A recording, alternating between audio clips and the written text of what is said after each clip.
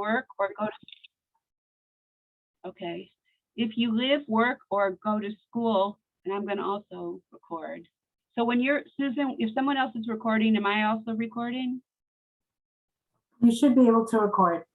Okay, If not, I'll stop on my side. okay. Oh, you're recording. Okay, great. So if you live, work, or go to school in Union, you can get a library card. If you unfortunately are not in that category, you can pay for a library card and you can borrow hotspots and computers. You can go on all sorts of websites that have so much information that are not available elsewhere. And you can read the New York Times from home, but that's another story. So without further ado, I'm going to introduce Susan. Susan has a long list on her resume. And so Susan, would you like to take it away from now? Thank you, Debbie, for that beautiful introduction.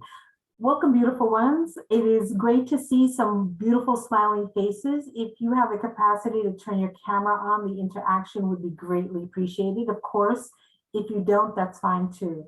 My name is Susan Justiniano. I am the Poet Laureate of Jersey City. I was born and raised in New Jersey. I'm a bilingual poet, author, performer, and I have over 20 years of experience with information technology education.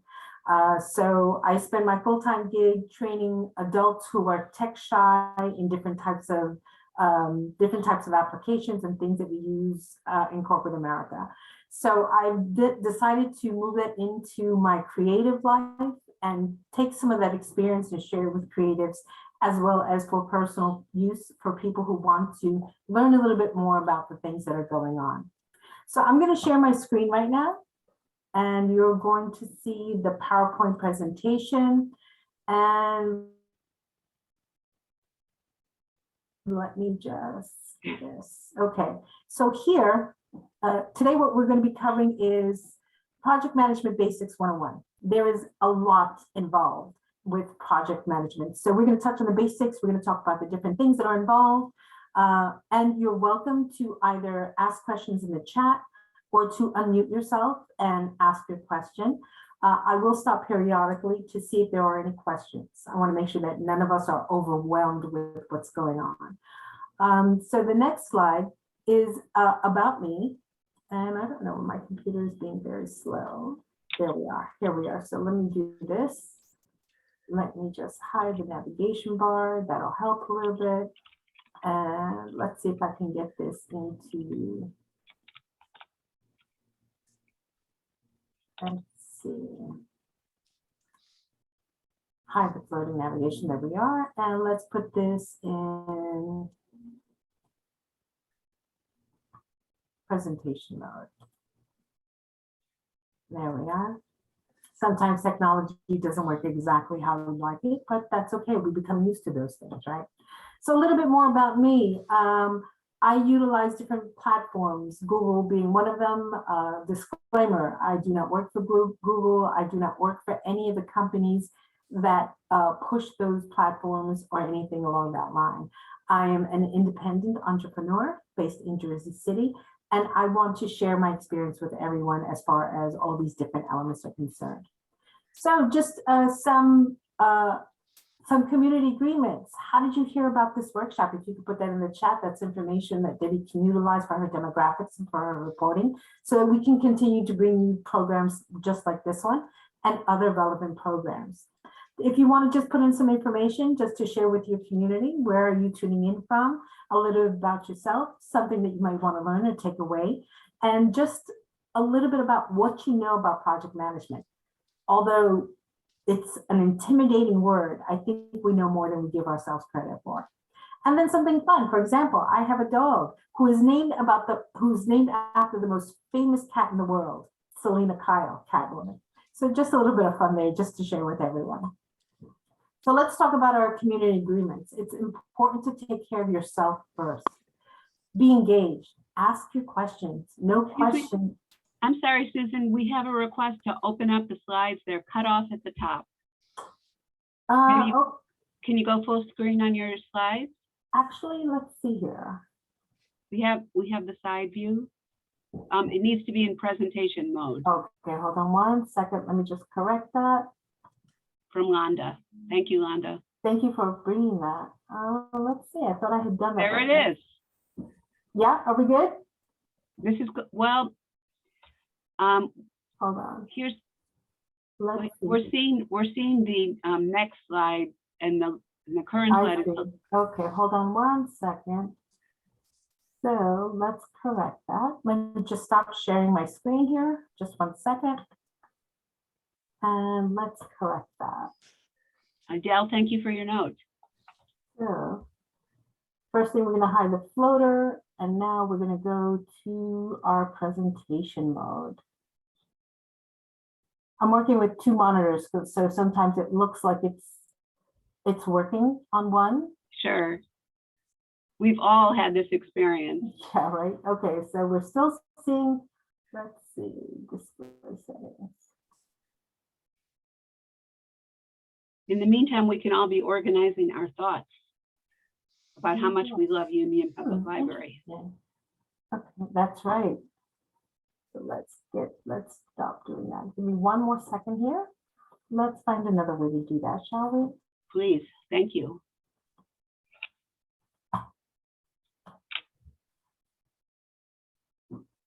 For those who just joined in, if you could put in chat how you heard about today's program, I will be eternally grateful. Okay. So.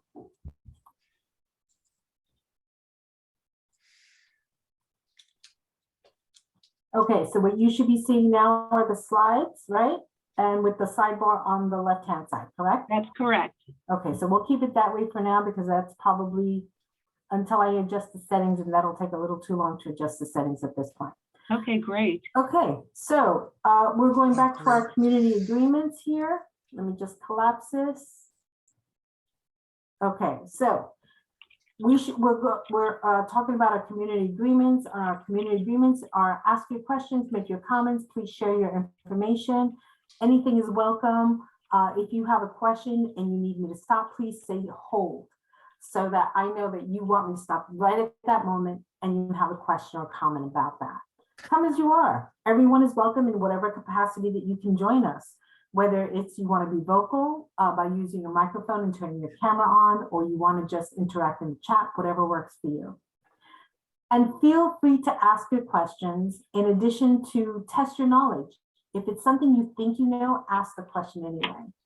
You can use the word hold, like I said, and in addition to that, if you need to take a break, just take a pause, step away, step back. The session is being recorded so that you have it available for you. So what are we covering today? We're covering today Project Management 101 Basics. So these are our top topics. This is our agenda.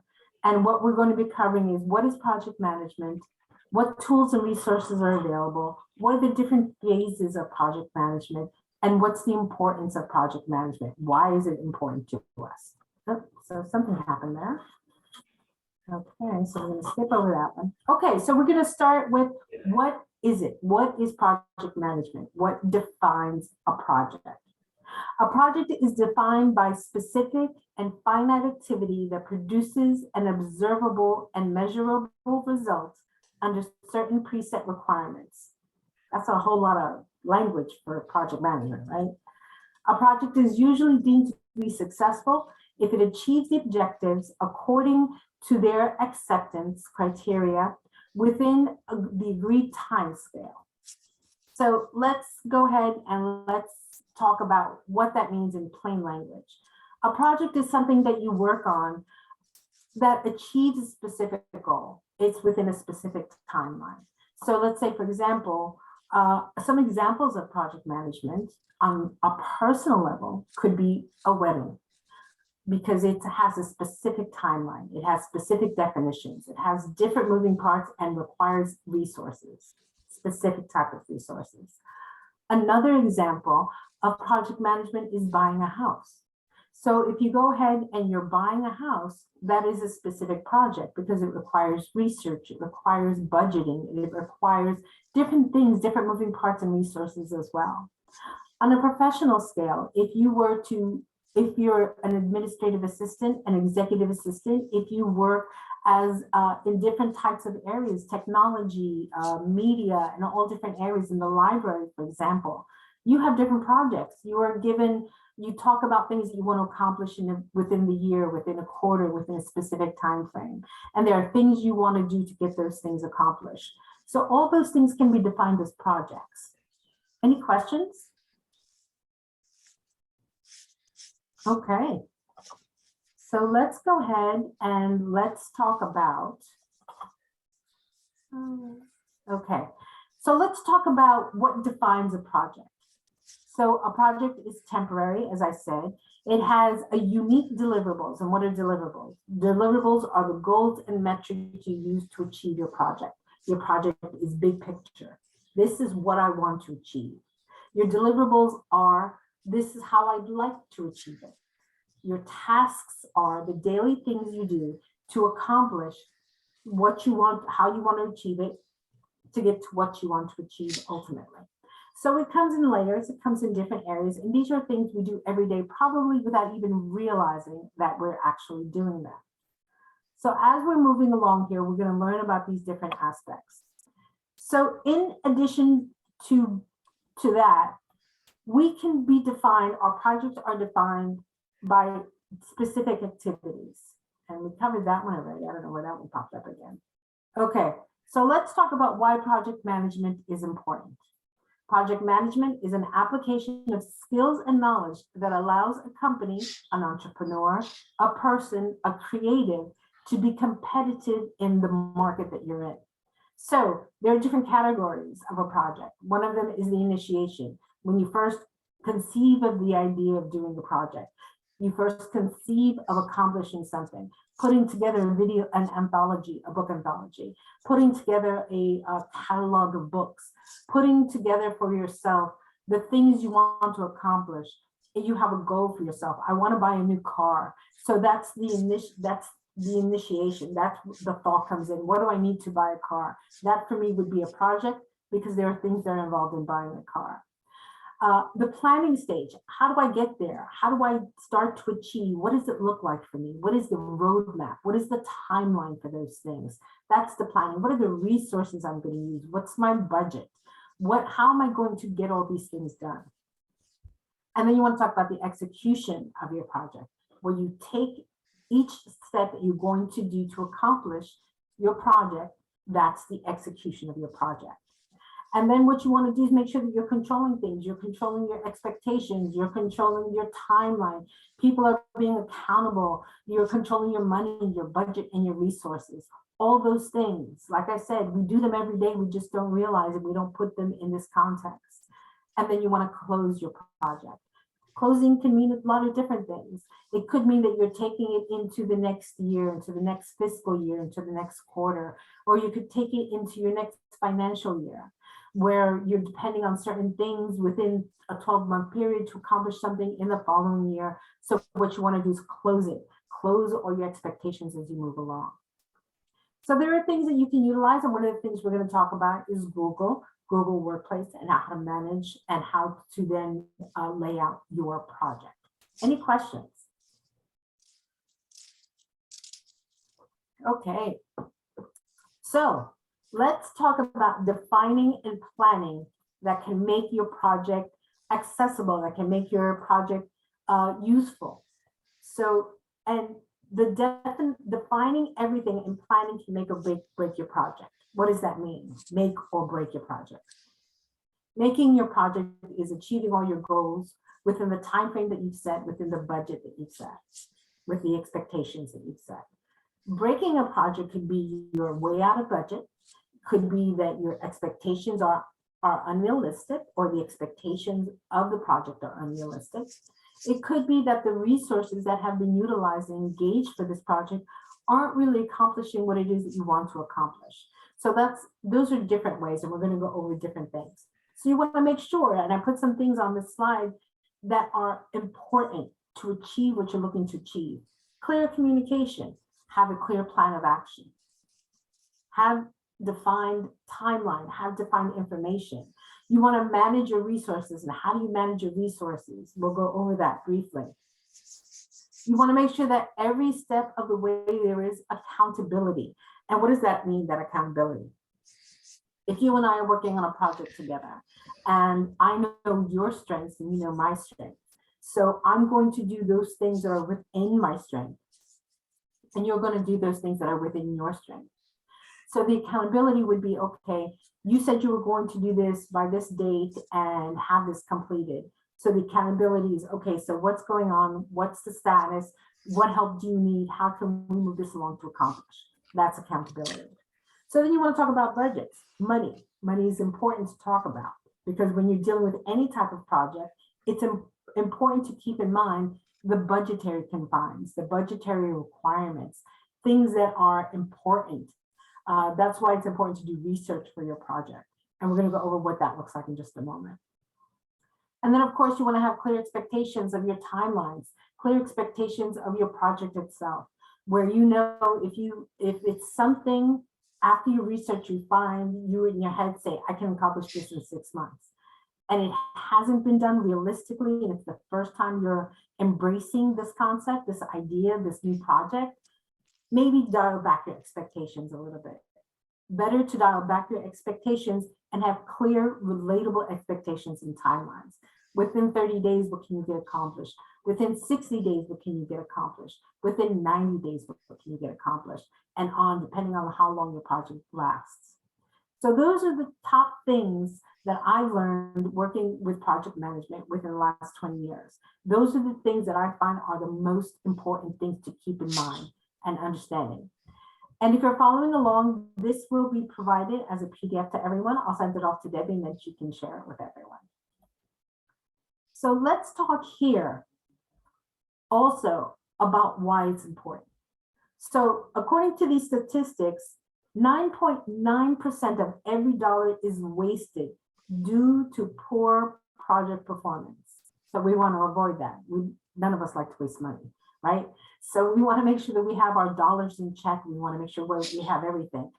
That's why you see such importance being put on expense reports, such importance being put on getting quotes and getting contracts and getting information, if that's the type of project you're working on. When you're working on a long-term project, and let's say you're writing a book, or you're putting out video content or something, or you're signing an agreement with someone for as a representative, or even a work contract, you want to make sure that your expectations are manageable. Getting a new job can be considered a project, especially if you're looking to change your area of expertise. If you have to look at those defined, do I have the education? Do I have to pay for additional education?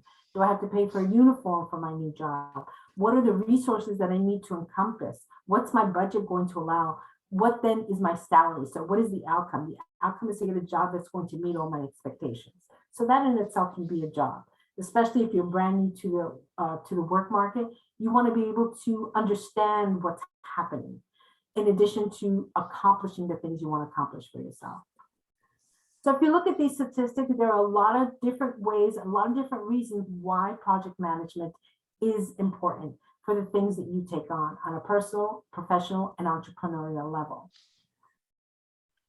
So there are different components that are involved in project management.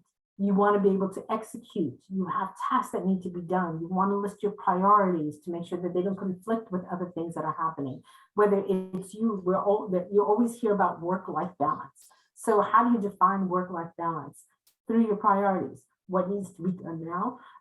What can be done later?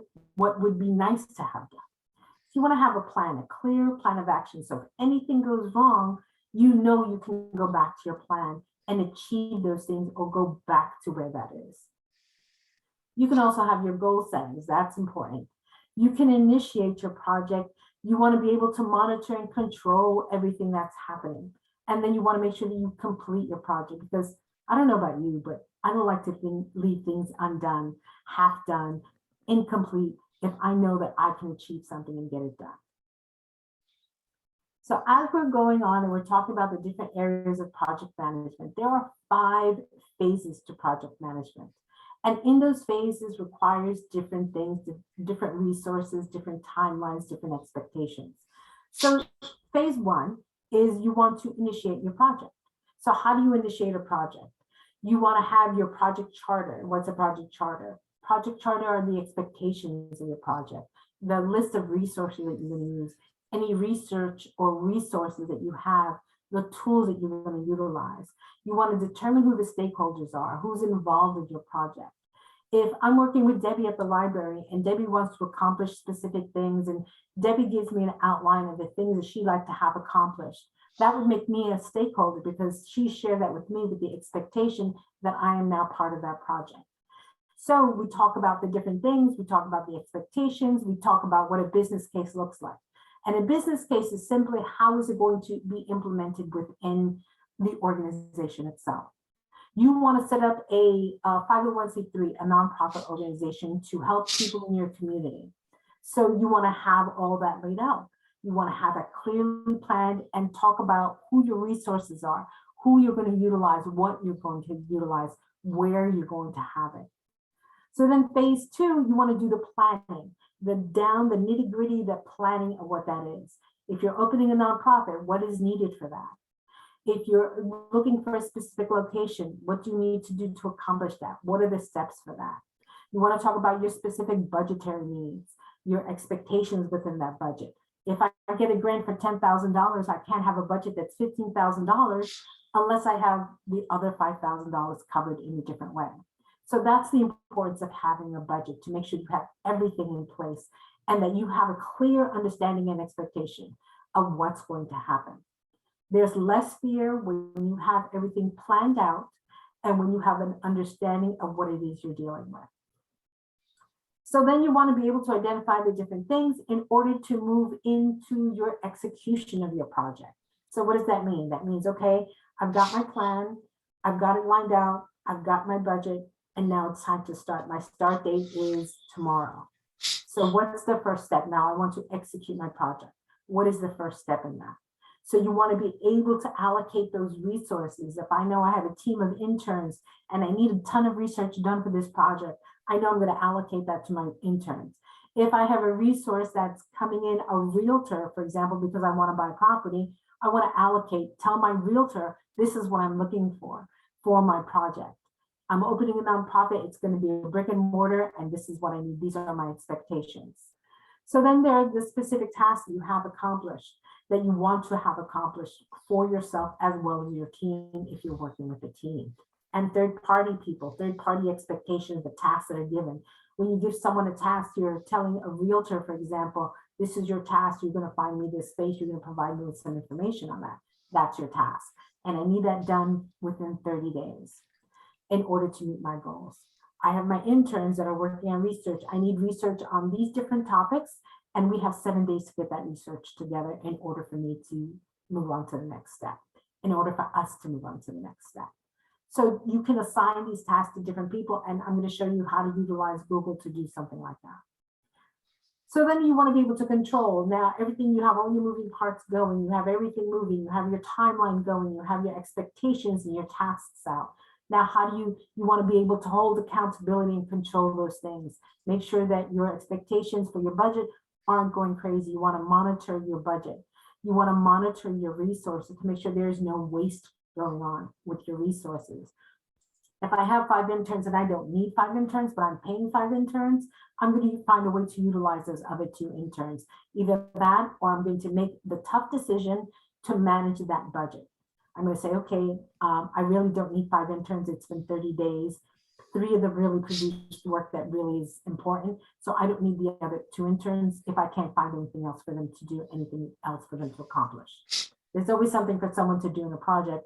So if you can't, if that's not found within there, then the tough decision needs to be made that you need to trim around the size to get rid of those things that are wasteful. The other things that you want to do is to make sure that you have your performance indicators in place. So if I know that in 30 days I have a specific goal that I need to meet, what are those goals? Am I meeting those goals? And if not, what do I need to do to meet those goals? So there's that in it. And then phase 5. So you want to do your project close. A great example that I can utilize is when you're doing a grant, when you've been awarded a grant, and you have to do your reporting at the end of the grant. There's very specific reporting that needs to be done.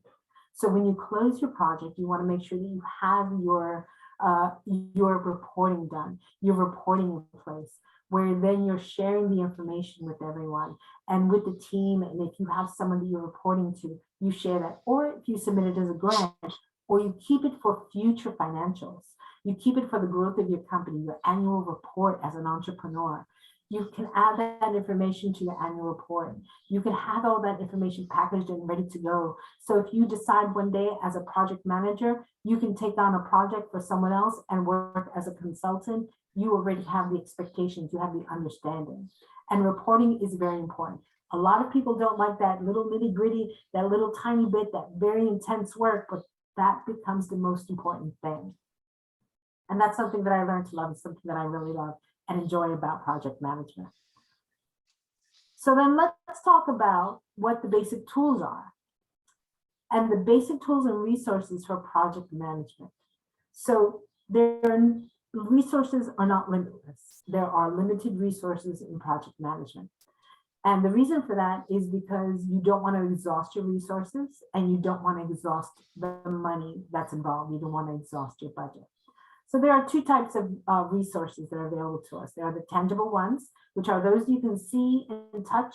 Like, for example, Google is a tangible resource. Your hardware, your computer, your iPad, your mobile device are tangible resources. Books at the library are tangible resources. A physical location is a tangible resource. So those are your tangibles. And then your intangible resources, which would be knowledge, experience, the people that you have involved in your project. Those are intangible resources.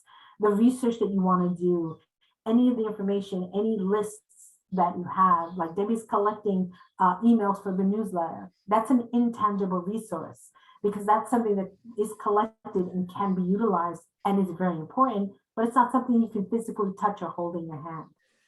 Any questions about what I've gone over so far? I want to make sure that we're okay with this. Did you want me to stop and review anything?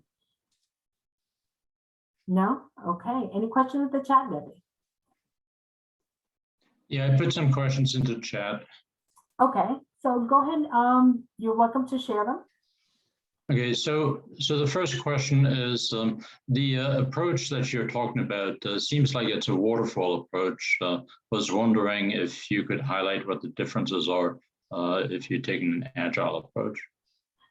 There are a lot of differences. Right now, what we're covering is just the basics of project management. So as we go in depth, we can talk about the differences, the Gantt, the agile, the waterfall, the different approaches. So I don't want to overwhelm everyone, but that's an excellent question. So there are a variety of different approaches to project management. And those approaches are dependent on what you're accustomed to. And this is taught, project management is a certification course, and you can be certified in project management using agile, which is a type of organized project management, as well as the Gantt approach to project, where you have Gantt reports and all different types of reporting in project management. Susan, I have a question. I'm Sure. wondering if you can talk a little bit about using, and it's not a specific question, but if you can talk about using this for a job search. Excellent. That's a great question. So you can take project management as you're looking for jobs. You have a project, you know exactly the type of job that you're looking for, and you want to be able to utilize your skills and your talents to find a job. So one of the things for project management, as far as job search is concerned, you want to have a defined goal for yourself. I know that I want to make $175,000.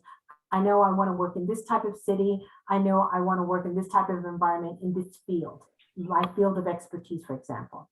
So I know I want to have something in information technology. I want to work remote all the time. I want something that minimizes travel. And I want to be able to do that from wherever I choose to live. I don't want to be restricted by where I live. And I would like to work for a company that is international and multilingual because I speak more than one language. That's my project, to find a job. The deliverables are those specific things that I've listed. So now how do I go about doing that? So then the different resources that you can use, the tangible resources would be your computer, your telephone, your mobile device, your laptop, whatever it is that you have. Your resume, for example, is an intangible resource.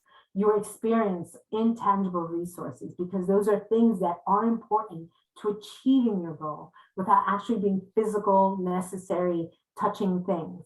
So when you look, for example, when you use software like Indeed, or you use software like, another recruiting software, things like Monster, if Monster's still around, where you have, these are tangible because those are software. And in that software becomes, you can utilize that to then go ahead and meet your goals for your project. I hope I answered that question for you. Thank you. So you're welcome. So, Susan, I had another quick one. Sure. In the prior slide, you're listing resources. Under what resource type do you categorize funding or money or budget? That's an excellent question. So a budget is intangible. The money that achieves that budget is tangible, because money is something that you can physically, that is physical, that you can actually have that. It can be used in the form of cash. It can be used in the form of a credit line. It can be used in the form of an award. It can be used in the form of gift cards. So money then becomes tangible in that. The budget itself is the concept of what you're achieving. So that part of it is intangible. So together they create that kind of symbiotic relationship. Thank you. You're very welcome. Thank you for that. That's a great question. So then let's talk about what our tools and resources are. Our resources are people, intangible, information, materials, which can be tangible as well as intangible. Our tools, such as your laptop is a tool. There are other tools that might be involved, where you might have physical things that are needed to achieve. You have a construction project that would require those tools to be utilized for that project. Energy we can define in a lot of different ways. Energy can be the energy of your team, the energy of your person, the energy that you're utilizing around you. So none of these are limitless, and there are expectations. And if your project includes and is drilled down to the very bottom, that you're including energy, whether it's light, gas and electric, whatever it is, that's all energy. So you want to be able to manage those things as well. That's a resource for you. Money, we just talked about money. We talked about how important money is to a project and keeping in budget and having those resources available to you. Time is a huge, huge project management resource, because without time and without a proper timeline and proper expectations of your time, you're going to stumble. And we all know that when we stumble, we learn. And we need to be able to be efficient with our time, because this is not, we're not going to spend our whole entire life in a single project. Okay, it has happened and it can happen, but we want to be able to utilize our time to the most efficient and effective way possible. That's why these tools and these resources, tangible and intangible, work in tandem to help you manage time. Any questions? Okay, so before we jump into Sorry, Susan, me again. Sure. Would you categorize processes under tools? I would have, let's see, yes, a process would be considered a tool or information. A process can be listed as information because you're creating a process and it provides information for your team, and it becomes that kind of resource. It can also be a tool because you're going to utilize it to manage the other resources that you have. So it becomes both. So there's a lot of interwoven relationship going on here with project management. Okay, thank you. Sorry to slow you down. No, that's okay. Thank you for the question. I really appreciate it. That's an excellent question. Thank you for asking them. So here we are. So let's go ahead and talk about our resource planning. We have, as a project manager, we are the project manager, and as an individual, we can do all these things ourselves. Another way we can do is we can then utilize a resource manager. For example, when a movie is being made, you have your producers, your executive producers, on and on and on. They may be the project managers, but they don't necessarily manage the resources. Resources in a movie, for example, are managed by catering. Resource is managed by casting. Resources are managed by stage management. Also, resources are managed by all the other things that make a movie come together and bring all the different things, your director, your first director, your second director, your production assistants, all those different things. Those can be considered part of resource management. Now, that doesn't mean that the project manager is doing that, but because it's so in-depth, so multi-layered, that a project manager needs to be brought on. So then you need to determine for your own project, whether it's something you can manage yourself on a project level, on a high project level, or if you need to get someone in there as a resource manager to help manage your resources. Can they work together? Absolutely. And you need to work closely if you have a resource manager. So just to take a look at what the life cycle of a project is, okay? So as we're talking, we talked about the initiating phase. We talked about the planning phase. We talked about executing it, and we talked about closing it. As you can see, each one has its own defined timeline, its own defined expectations, where you have things like, for example, the planning can go from beginning to end because you have to adjust, you have to move, you have to change, where some expectations, maybe there are some needs that you have at the very beginning that you need to rearrange, you need to adjust accordingly. Flexibility is very important when you're talking about a project. To be rigid in your expectations and things that you're planning don't always work out. So you have to be prepared, your plan A, your plan B, your plan Z, however many plans, just in case of this contingency, what's going to happen. So there you go. So then we talk about our expectation, and you want to make sure that you're executing from the very beginning. You have a clear understanding of what you're bringing to the table as far as project is concerned. And that's going to go from the very beginning, from the day of conception, the day that you're initiating, the day the thought comes into your mind, to the day that you accomplished, the moment that you close your project, whether it's through reporting, accomplishing what it is that you want to use, and having that information available to you, whether it's a public project, a professional project, a creative project, or a personal project. So this is just an idea. This is what it looks like. There's a meme that says, here's what I think this will look like, and it's the straight line. And the actuality is that it goes up and down and all over the place, just like everything in life. You're going to be thrown curveballs. You're going to be thrown different things. You're going to be, expectations might come different. Someone from your team may drop off. So you need to have those plans in action as well. So now we're going to get into the juicy stuff. How do we use Google Workspace as a project management tool? So 10 tips for project management in Google Workspace. One is you want to be able to track, update, and collaborate in your project tasks. What does that mean? You can create dynamic and living and exchanging and evolving project plans in Google. You can use Google Sheets to manage your assignments. If your person likes that tabled look and a table field, you can have your expectations set up in there. You can set up your deadlines. You can use Google also to have talk to teammates across the board in different locations, in different time zones. So you can have that. You can utilize different things in teams, with your team in Google Workspace. You want to be able to communicate. So best ways to communicate: email, Google Meet, chat, all the things, all the tools are there for you to do that. And we're going to go over that in just a moment. You want to be able to manage your project and the schedules. Google Calendar is great for that.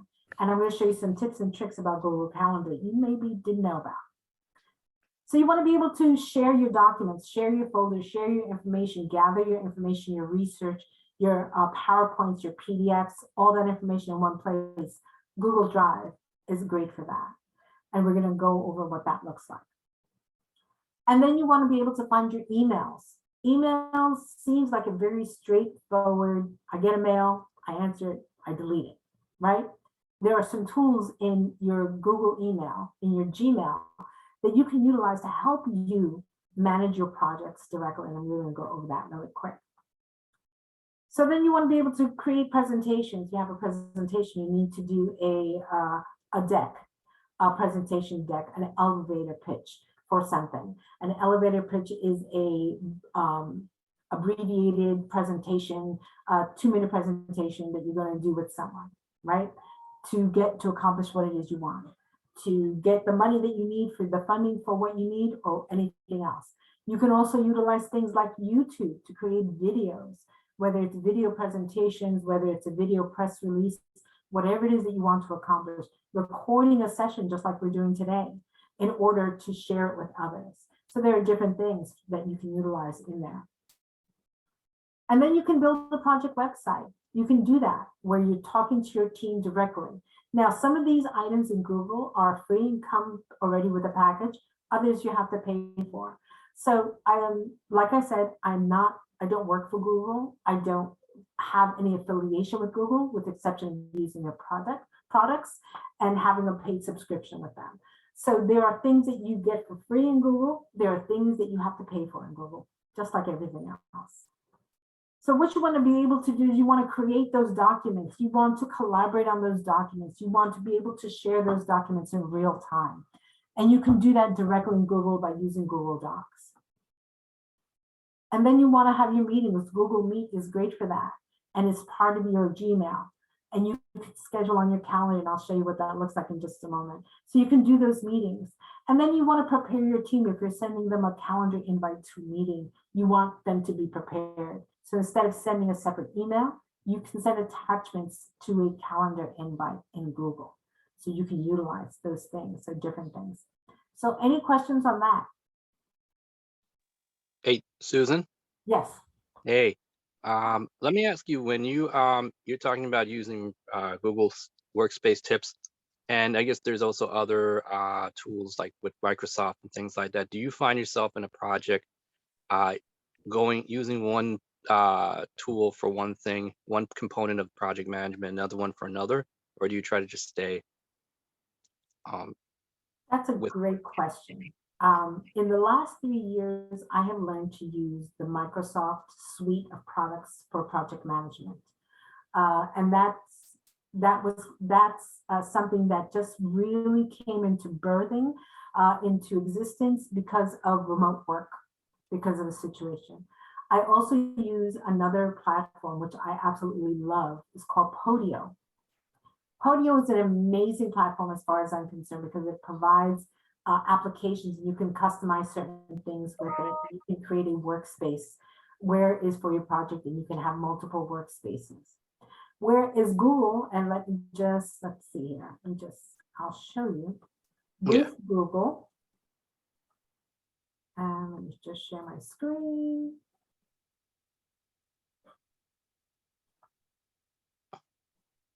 Okay, in Google, let me just go this here. So in Google, we have our tabs, and I've opened up these tabs at the top here for everyone. So these tabs here show the different components of Google, and you see they're in different places, right? The project, some of this works for some people. This is all dependent. There's so many tools out there that you can utilize. Monday, Trello, they all act a little bit differently. Monday, Trello, there's another one. I can't remember off the top of my head what it is. I use Podio, I use Teams, I use Google. So to be able to move from one to the other has become my life in the last 3 years. Do I like one over the other one? Yes, I really like Podio because I can create a workspace for different projects in one place. Whereas in Google, for the Google workspace, excuse me, there's different components, different areas to do all those things. And that works. People like to work that way. So it's all dependent on what you like to work and how you like to work, how you like to achieve what it is that you're looking to achieve. Great question. Thank you for that. Any other questions before we dive in here? Yes, Susan, me, of course. Hi. Do you know if a Google project allows for project members to report and to record labor? That's an excellent question, and that's one of the things I'm going to cover today. Although you are not, every action that you take in Google when you're working in it is captured. okay, when you're working on a project. You're collaborating on an item, that time in and time out is captured. Is it efficient? Likely not. Especially if you have multiple team members working on multiple things. So it would have to be like an individual going in and doing all that. You can utilize, and let me just click on that tab here, you can utilize Google Forms to create a timesheet. So in this timesheet, you can define what you want in it, type of person, date, time in, time out, description of work, relatable project. You can create those things in Google Form so that you can then create, you can have that, send it to your team that they would fill out, send out the link, they would fill it out. Let me see if I can just, so for example. That is a very good suggestion. Thank you, Susan. You're very welcome. So yeah, you can do that. And then you can also have your responses and you can export your responses to create your reports in Excel, for example. Mm-hmm. And you also have that information here. So Google Forms is one of those things, and it's a tool that I use quite a bit for a lot of different things. Event registration, contracts, all different things that you can utilize Google Forms Mm-hmm. for. Whether you're reaching out to people for quotes, for example, for your project, you have the specific definition of what you want, the name of the company, their link, you can create all that in Google Forms. So it takes a little bit of poking around to do it, but that's one of the great assets of having Google Workspace. So you can utilize that. Would Google Forms work for resumes? What would you recommend for resumes? So you can utilize, if your Google Forms is something that you're sending to someone to submit information to you, okay? If you wanted to create a resume for yourself and keep it in Google so you could send it out wherever you are, you would utilize something like Google Docs. And Google Docs, you can see that they have some templates here. And that's really great. You can click on the template, and if it's something that you can use, you can right there without having to open Word or to go anywhere else. I can create it and would be saved in my Google Drive. So you can then go ahead and create your resume here, copy and paste if you already have a resume that you like and that you use. And instead of recreating it, you could go ahead to, let's see if I have that tab open, and I don't. So you can go ahead and you can upload it to Google Drive. So in Google Drive, you can create a folder that says resume. If you have different versions of your resume for the different types of jobs that you're applying for, or maybe different expectations. You can have different resumes if you want to focus on a creative in one resume, on educational or professional in another. You can have those two resumes. I have two resumes. So one is for my professional full-time gig and the other one is for my creative life. So sometimes those two merge and sometimes I keep them separate, and then I can send them out and create those through and share those directly through Google Drive by sharing. I hope I answered that question. Yes, thank you. Susan, back to my labor recording question. Is it possible to backend Google Forms with a database for valid labor numbers? What you can do is you can upload into Google Drive, you can upload the sheet. And when you have your information in Google Forms, you can then go ahead and export it. Let's see if it allows me here, if I can do that here. This will see how it have, you have your Excel, you have your spreadsheet, you can create your spreadsheet, and you can merge the two. You can merge the two documents. Yeah, well, what I'm looking for is to see if I can validate the project or task ID in labor collection. When you say validate the task ID, can you? Well, if you have a project with 10 different tasks on it, and I want the folks to record their labor against each of the tasks to verify that they're that they're recording against task number 1, number 5, number 10, but not number 20, that sort of thing. Understood. So in the form, you can list your tasks as part of, what is this related to? You can create that field in your form so that you have that cross-reference, and then you can sort your table, sort your sheet according to what you're looking for. Okay. And then you can say, okay, on this specific task, we had 5 people involved and they spent this much time. And then, you know, this is where we are, we're on track, we're ahead, we're behind, whatever it is that we're looking for. So you can validate it that way. And you can have that specifically in your form as a drop down that they would select that specific task or the number of the task versus the you can have a project and then they can type in the task, or you can put the task information in there. Okay, all right, thank you. You're welcome. But again, you know, this is all flexible in how you like to work, what works best for you. So finding that happy medium is what you can do here with Google Sheets as well as Google Forms.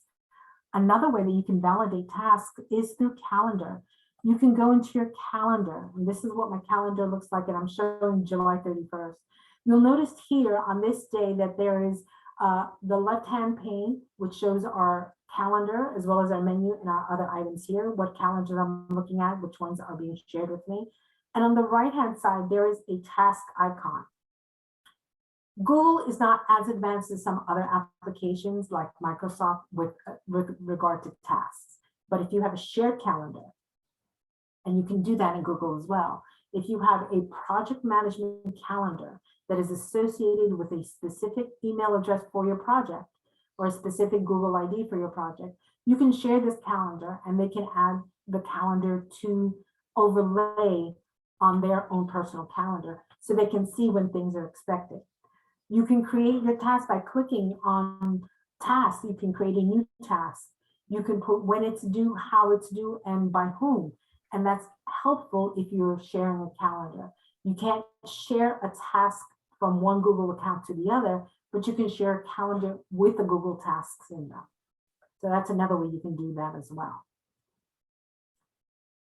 One of the great things about having these resources is from your email, you can go ahead and you can create an event, you can create a task, you can create an appointment, a specific, and that's one of the paid items.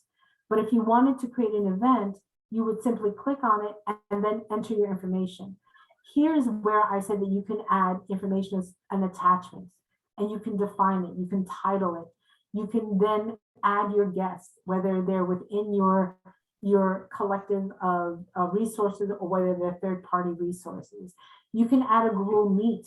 Instead of going out to use a third-party product, you can add that here as well.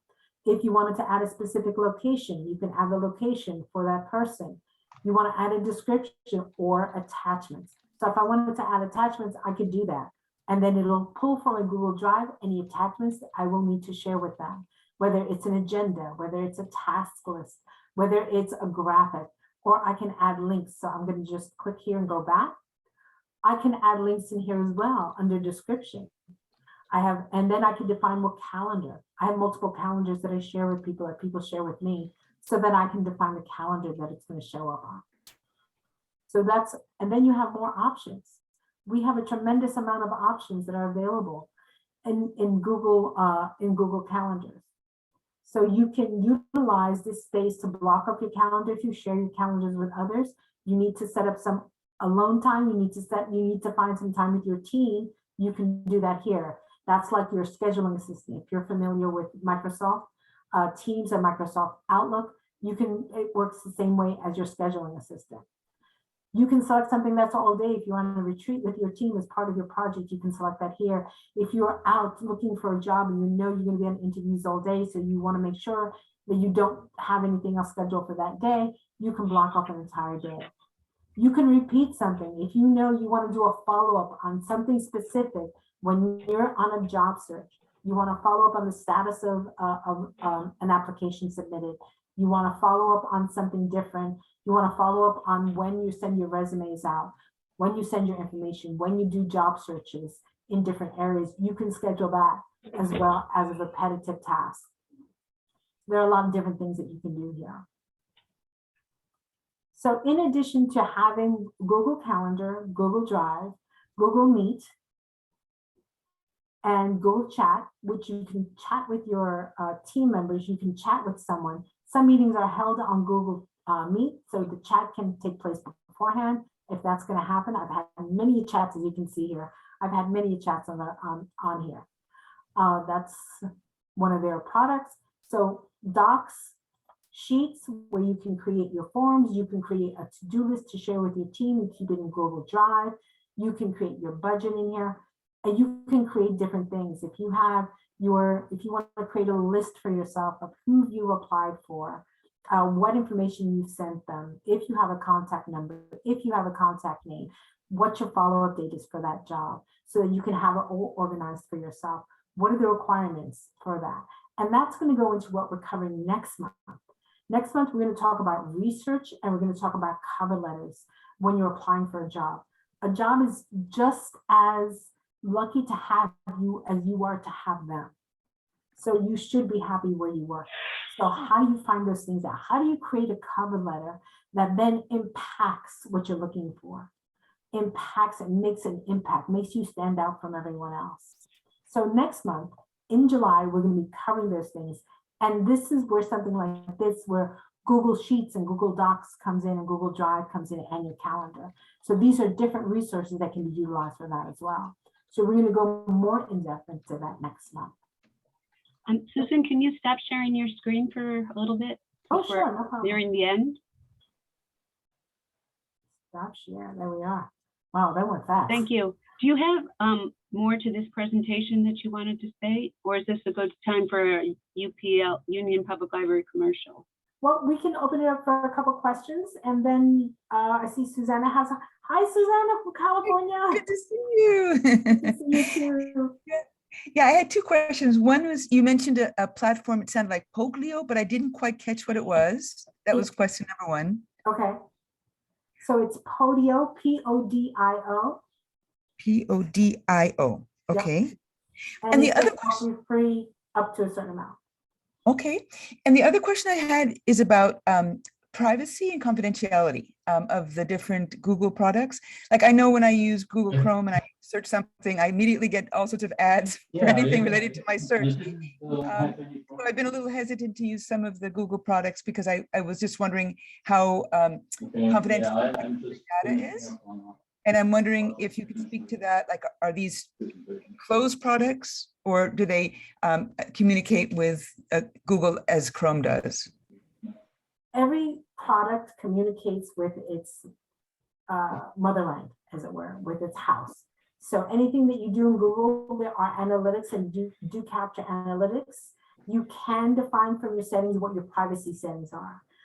For example, if you want to share just the necessary, you would go into your settings on your account and you would adjust your privacy settings, just like everything else. Just a note about when you create things in Google Chrome, when you create things in Google Drive, they are not shared with anyone. Those are private. So they are only shared how you choose to share them and when you choose to share them and to the capacity you choose to share them. Great questions. Thank you for that. Anyone else? Okay, so Debbie, you're on.